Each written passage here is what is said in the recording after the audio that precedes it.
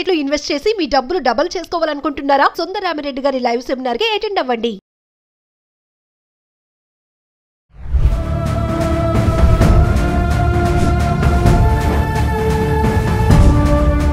నమస్తే, welcome back to Suman TV. ప్రస్తుతం మనతో పాటు ఉన్నారు consumers affairs committee chairman Mandari Krishna Reddy గారు. నమస్తే సార్. నమస్తే అమ్మా. ఇప్పుడు పొల్లాచి సెక్షువల్ అసాల్ట్ కేసు అంటే ఏంటి సార్? దీని నుంచి అమ్మాయిలు ఏం నేర్చుకోవాలంటారు? బయట సమాజంలో చూస్తే అమ్మాయిలు పరిస్థితి సరిగా లేదు అంటే పేరెంట్స్ గైడెన్స్ లేక కొంతమంది నెగ్లిజెన్స్గా అమ్మాయిలు ఉండడం వల్ల కొన్ని చాలా ఘోరాలు జరుగుతున్నాయి. సో ఈ పొల్లాచి కేసు నుంచి మనం ఏం నేర్చుకోవచ్చు అంటారు? ఒక్కసారి దాని గురించి మాట్లాడుకోవచ్చు. పొల్లాచి గ్యాంగ్ రేప్ కేసు ఏదైతే ఉందో చాలా భయంకరమైన కేసు ఇది. ఒక్కరు కాదు, ఇద్దరు కాదు, కొన్ని వందల మంది యువతులు మహిళల మీద గ్యాంగ్ రేప్ చేసి అది బయటపడకుండా కొన్ని సంవత్సరాల పాటు గడిపినటువంటి ఒక గ్యాంగ్కి సంబంధించినటువంటి కథ ఇది. దీనికి పొల్లాచి గురించి కొంచెం మనం చెప్పుకోవాలి. పొల్లాచి అనేది కోయంబత్తూరు సమీపంలో ఉన్నటువంటి ఒక అందమైన ప్రాంతం. ఇక్కడ సినిమా షూటింగ్స్ ఎక్కువ జరుగుతూ ఉంటాయి. సినిమా షూటింగ్స్, కొన్ని టీవీ షూటింగ్స్ కూడా ఇక్కడ జరుగుతాయి. అయితే ఒకవైపున ఇంత అందమైన నగరం, ఇంత అందమైన ప్రాంతం, సినిమా షూటింగ్లకు అనుగుణమైనటువంటి వాతావరణం ఉండేటువంటి ప్రాంతంలోనే ఒక 9 మంది గ్యాంగ్ ప్రత్యేకంగా రేప్ చేయడానికే ఉందా అనిపించేటువంటి భయంకరమైన గ్యాంగ్ ఇక్కడ తయారైంది. దీనికి ఒక ఫైనాన్స్ కంపెనీ నడిపేటువంటి వ్యక్తి తోడయ్యాడు. అంటే ఈ 9లో వాడికి ఒక గెస్ట్ హౌస్ ఉంది. ఆ గెస్ట్ హౌస్ని ఆసరా చేసుకొని, అది కొంచెం కొండ ప్రాంతం లోపల కొంచెం సపరేట్గా ఉంటుంది. అంటే నిర్మానుష్యంగా ఎక్కువగా ఆ ఏరియాలో ప్రజలు తిరగడం అనేది జరగదు. అలాంటి ప్రాంతంలో ఉన్న ఈ గెస్ట్ హౌస్లో ఎక్కువ జరిగాయి. అంటే మ్యాక్సిమం వాళ్ళు అక్కడ చేశారు, ఈ రేపులు చేశారు. ఒక అమ్మాయి, కాలేజీకి వెళ్ళే అమ్మాయి 2019లో ఈ అమ్మాయి ప్రత్యేకంగా ఒక రోజున తను కాలేజీకి వెళ్ళి వస్తూ ఉంటే ఒక వ్యక్తి తారసపడ్డాడు. తను నవ్వుతూ మాట్లాడుతూ తనతో కాస్త పరిచయం పెంచుకునే ప్రయత్నం చేశాడు.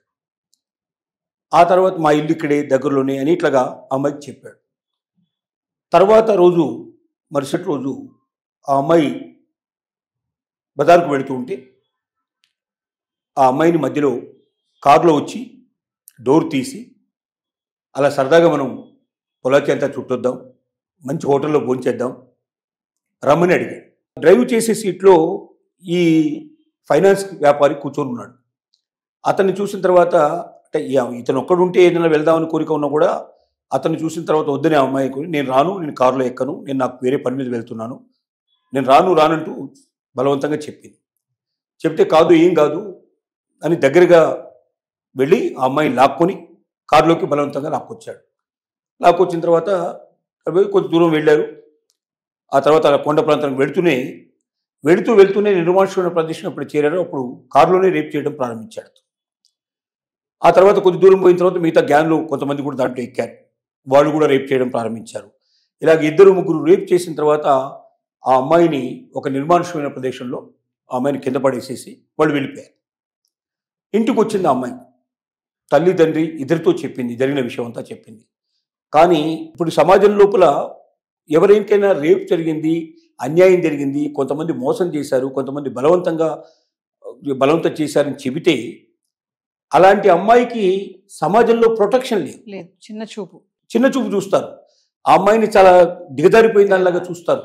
ఆ అమ్మాయిని ఫంక్షన్స్కి రానివ్వరు. ఆ అమ్మాయిని అసలు ఇంకా ఏ రకంగా కూడా వాళ్ళు స్నేహితులుగా కలుపుకోవడానికి ఎవరు సిద్ధపడరు. సమాజం వెలివేసేటువంటి స్థితిలో ఉంది వాళ్ళు చెప్పాలంటే. అంటే తప్పు చేసిన వాళ్ళేమో తప్పించుకుంటారు, ఏ తప్పు చేయనటువంటి అమాయకమైనటువంటి మహిళ బలైపోతుంది. కాబట్టి తల్లిదండ్రులు కూడా భయపడి ఎవ్వరికి ఏ రకంగా కూడా ఇన్ఫర్మేషన్ ఇవ్వకుండా వాళ్ళలో వాళ్ళే కుమిలిపోవడం ప్రారంభించారు. ఆ తర్వాత 2 రోజుల తర్వాత ఆ అమ్మాయికి ఒక మెసేజ్ వచ్చింది. నువ్వు గెస్ట్ హౌస్, ఏ గెస్ట్ హౌస్లో అయితే ఇదంతా జరిగిందో, చివరికి ఆమె గెస్ట్ హౌస్లో కూడా చెప్పారు. ఒక గెస్ట్ హౌస్ అడ్రస్ అంతా ఇచ్చేసి ఆ గెస్ట్ హౌస్కి రమ్మని చెప్పారు. ఈ గెస్ట్ హౌస్కి నువ్వు వచ్చి మాతో కాసేపు గడిపి వెళ్ళాలి, లేకపోతే నీ మీద తీసిన వీడియో, వాళ్ళ కారులో రేప్ చేసేటప్పుడు వీడియో కూడా తీశారు, ఆ వీడియోని బయట పెడతాం, దాన్ని తీసుకెళ్ళి మేము సోషల్ మీడియాలో పెట్టేస్తాం, నీ జీవితం అంతా నాశనం అయిపోతుంది, నేను ఇంకా బతకంటూ ఉండదు నీకు, కాబట్టి నువ్వు ఇమ్మీడియట్గా రావాలి, రాకపోతే మాత్రం నీకు శిక్ష విధిస్తామని చెప్పి వాళ్ళు ఇన్ఫర్మేషన్ పంపించారు. దాంతో ఏంటి, ఇప్పుడు వెళ్ళాలా అక్కర్లేదా, వెళితే గ్యాంగ్ రేప్ అవుతుంది, బతుకుతానో లేదో నాకు తెలియదు, ఇలాంటి పరిస్థితి ఏర్పడుతుంది. ఆ రోజు అంటే 2-3 రేప్ చేస్తారు, ఇప్పుడు ఎంతమంది రేప్ చేస్తారో తెలియదు, వాళ్ళ గ్యాంగ్లో ఎంతమంది ఉన్నారో తెలియదు. ఈ పరిస్థితిలో అమ్మాయి ఆలోచించి అమ్మా నాన్నకు మళ్ళీ చెప్పింది పరిస్థితి ఇట్లా ఉంది, ఏం చేద్దామని. ఇక వాళ్ళ తండ్రి పట్టడానికి కోపం వచ్చేసింది అతనికి.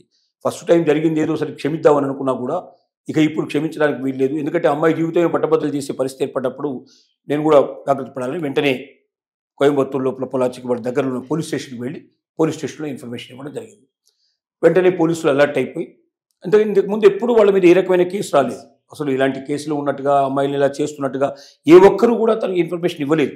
కాబట్టి కొత్తగా ఉన్న వాళ్ళని అనుమానించాలంటే కొద్ది కష్టమైన విషయం అయినప్పటికీ ఆ అమ్మాయి చాలా ఖచ్చితంగా చెప్పింది, ఇలా జరుగుతోంది, ఇది ఫస్ట్ టైం కాదు, వాళ్ళు చాలామంది చేసినట్టు కూడా చెప్పారు, నాతో చెప్పారు ఆ మాట, 100 మంది సంఖ్యలో మేము చేసామని చెప్పారు.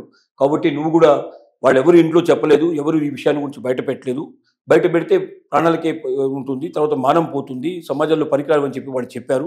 ఇంతవరకు ఒక్కరు కూడా ఈ రకంగా కూడా బయటకు వచ్చి పోలీస్ స్టేషన్ కానీ ఇన్ఫర్మేషన్ కానీ ఇవ్వలేదు అని చెప్పి వాళ్ళు ఖచ్చితంగా చెప్పారంటే వాళ్ళు ఎంతో మందిని ఈ రకంగా రేప్ చేసి ఉంటారు, కాబట్టి మీరు జాగ్రత్త పడి వెంటనే వాళ్ళు పట్టుకోమని చెప్పారు.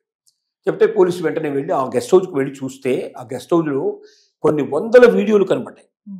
అంటే అమ్మాయిలు మహిళల మీద చేసిన రేపులు ఏవైతే ఉన్నాయో రేపు చేసినప్పుడు తీసిన వీడియోలు కొన్ని వందలు కనపడ్డాయి.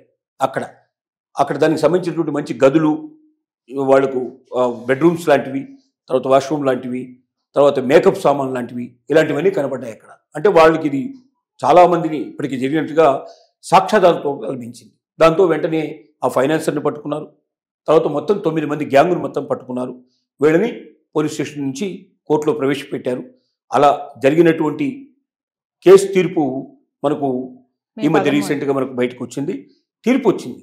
తీర్పు ఎంత గొప్పగా వచ్చిందంటే, అంటే అక్కడ సెషన్స్ కోర్టులోనే వేశారు, ఇది మళ్ళీ తర్వాత హైకోర్టుకు సుప్రీంకోర్టు కూడా వెళ్ళాల్సిన అవసరం వెళ్తుంది. ఎందుకంటే ఇంతమంది కాబట్టి 9 మంది కాబట్టి వాళ్ళు ఊరుకోరు, ఎవరో ఒకరు రక్షించమని వెళ్తారు. కానీ ఆ జడ్జి ఎంత గొప్పగా జడ్జిమెంట్ ఇచ్చాడంటే, ఒకసారి మరణించడం కాదు, ఎన్నిసార్లు మరణించేదాకా అతను ఉరిది ఉంచండి, వాళ్ళని 2 మరణాలు 3 మరణాలు 4 మరణాలను కూడా ఆ రకంగా, అంటే ఎంత సమాజానికి వాళ్ళు చిరు చేశారు. అట్లాంటి ఒక గొప్ప తీర్పుని ఇవ్వడం జరిగింది. నిజంగా జడ్జికి మనం హ్యాట్సప్ చెప్పాలి.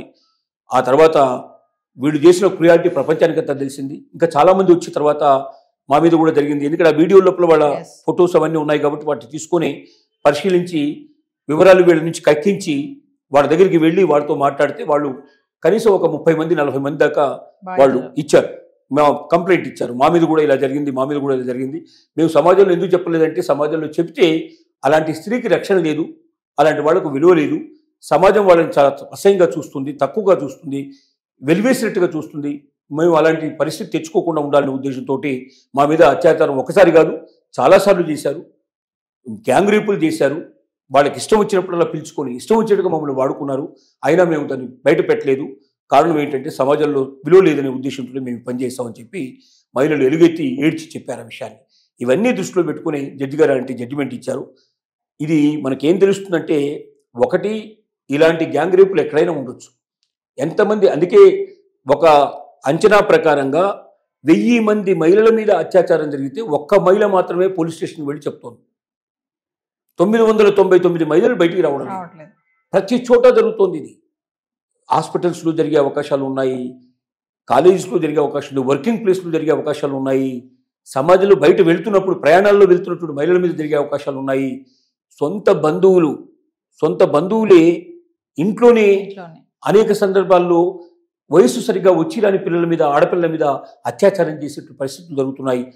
ఇది ఎంత ఘోరం అంటే, సమాజంలో ఇంతకన్నా బలైంది, ఇంతకన్నా బాధాకరమైంది, ఇంతకన్నా విషాదకరమైంది మరొకటి లేదు. కాబట్టి పోలీసు వ్యవస్థే కాదు, ప్రభుత్వమే కాదు, సమాజ సేవకులు ఎంతమంది అవుతున్నారో అందరూ దీని మీద ఆలోచించాల్సిన అవసరం ఉంది. మహిళలకు ఇంత స్వాతంత్రం ఇచ్చాము, అంత స్వాతంత్రం ఇచ్చాము, ఈ ఉద్యోగాలు ఇస్తున్నాం, ఆ ఉద్యోగాలు ఇస్తున్నాం చెప్తున్నారు. కానీ అన్నిటికన్నా భయంకరంగా బలిపశువుల్లాగా మహిళలను ఉపయోగించుకునేటువంటి సమాజంలో మనం బతుకుతున్నందుకు మనల్ని మనమే అసహించుకోవాల్సిన పరిస్థితి ఉంది. ఎందుకంటే మనల్ని కన్నది అమ్మ, మనకు తోడుగా నిలబడేది భార్య, ఒక స్త్రీ.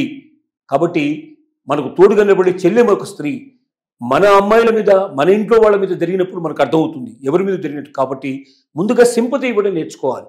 ఎవరికైనా అలా జరిగితే వాళ్ళను మనం దేవతలాగా చూసి, వాళ్ళ మీద అత్యాచారం జరిగిందని ఒక రకమైన సింపతి ఏర్పాటు చేసుకొని, వాళ్ళకి ఎక్స్ట్రాగా మనం ఏదైనా చేయగలమా, మన వల్ల ఏదైనా సాయం జరుగుతుందని చెప్పి గౌరవించడం, ప్రేమించడం నేర్చుకోవాలి. కానీ వాళ్ళని అసహించుకోవడం, దూరం పెట్టడం వాళ్ళ తప్పే ఉంది. దాంట్లో వాళ్ళ నేరమే ఉంది. వాడు కావాలని చేసిన పని కాదు కదా. కొంతమంది దుర్మార్గుల చేతులు బలయ్యారు. ఎవరైనా మన చెయ్యి నరికారు, మన కాళ్ళు నరికారు, అందులో మన తప్పే ఉంది. చెయ్యి కాళ్ళు నరికినట్టుగానే జీవితం లోపల వాళ్ళు అత్యాచారం చేశారు. కాబట్టి వాళ్ళని ఖచ్చితంగా వాళ్ళ మీద ప్రేమ అభిమానాలు పెంచాలి. వాళ్ళకు ఒక విలువ ఇవ్వాలి. వాళ్ళకు జరిగిన అన్యాయానికి వ్యతిరేకంగా మనం కూడా ఎలుగెత్తి చాటాలి. ఇంకొక వీడియోలో జరగకుండా ఎంత తొందరగా వీలైతే అంత తొందరగా వాళ్ళు పట్టుకోవాలి. ఎందుకు ఈ వందలాది మంది మీద జరిగిన అత్యాచారం ఒక్క అమ్మాయి మాత్రమే లాస్ట్కి వచ్చి బయటపడిందంటే ఆ తల్లిదండ్రి చేసిన సాహసం వల్ల బయటపడింది. కానీ మిగతా వాళ్ళందరూ ఎందుకు రాలేదంటే వస్తే వాళ్ళ గతి ఏమిటో తెలుసు కాబట్టి. ఒకవేళ సమాజం వాళ్ళని గౌరవించే స్థితిలో ఉండి సమాజం వాళ్ళకు రక్షణ కల్పించేందుకు సిద్ధంగా ఉన్నట్టయితే మొదటి అమ్మాయి బయటకు వచ్చేది. అలా మొదటి అమ్మాయి బయటకు వచ్చి ఉంటే ఇన్ని అత్యాచారాలు జరిగేవి కాదు. కాబట్టి సమాజం యొక్క బాధ్యత ఉంది, తల్లిదండ్రుల యొక్క బాధ్యత కూడా. తమ పిల్లలు ఎక్కడికి వెళ్తున్నారు, ఏం చేస్తున్నారు ఎప్పటికప్పుడు ఎంక్వైరీ చేయాల్సిన అవసరం ఉంది. ఆడపిల్లలు కూడా స్వేచ్ఛా స్వాతంత్రాలు ఉన్నాయని ఎవరితో పడితే వాళ్ళతోటి కొత్త వాళ్ళని ఎవరినో పరిచయం చేసుకుని చాట్ చేసుకుని, ముఖ్యంగా ఇప్పుడు సోషల్ మీడియా వచ్చినాక ఇది బాగా పెరిగిపోయింది, విపరీతంగా పెరిగిపోయింది. కాబట్టి ఎక్కడో పరిచయం ఏ ఫేస్బుక్లోనో ఏ చాట్లోనో వాళ్ళు పరిచయమైన వ్యక్తులు నిన్ను రమణంగా నువ్వు వెళ్ళిపోయి వాళ్ళకు లొంగిపోయి చివరికి నీ జీవితాన్ని నువ్వు నాశనం చేసుకునే పరిస్థితి రాకూడదు. కాబట్టి ఎట్టి పరిస్థితుల్లో కొత్త వ్యక్తులతో పరిచయాలు కానీ కొత్త ఆలోచనలు కానీ వెళ్ళకూడదు. ఒక జీవితం లోపల నువ్వు స్థిరపడి ఒక ఓని నీకు సంబంధించినటువంటి ఏ కలీగో లేకపోతే నీ పక్క వాళ్ళు ఎవరన్నా అన్నా కూడా దూరం వెళ్ళాల్సిన అవసరం లేదు. నువ్వు అందరి ముందు పబ్లిక్లో ఉండేటువంటి విషయం చూసుకోవాలి తప్ప పబ్లిక్ని దాటిపోవడానికి నువ్వు ప్రయత్నం చేయకూడదు. చేస్తే నీ మీద ఏ రకంగా వేటుపడే అవకాశం ఉందనేది ఒక గుణపాఠం. ఇది ఈ గుణపాఠం అందరూ మహిళలు, ముఖ్యంగా కాలేజీ గోయింగ్ లేడీస్ ఎక్కువగా, అమ్మాయిలు ఎక్కువగా దీని గురించి ఆలోచించాల్సిన అవసరం ఉంది. సమాజం కూడా చాలా మారాల్సి ఉంది. ప్రభుత్వాలు కూడా చాలా కటుగా ఉండాల్సిన అవసరం ఉంది. పోలీస్ డిపార్ట్మెంట్ మరింతగా ఎలాంటిగా ఉండాల్సిన అవసరం ఉందని మనం విజ్ఞప్తి చేస్తున్నాం. Thank you sir.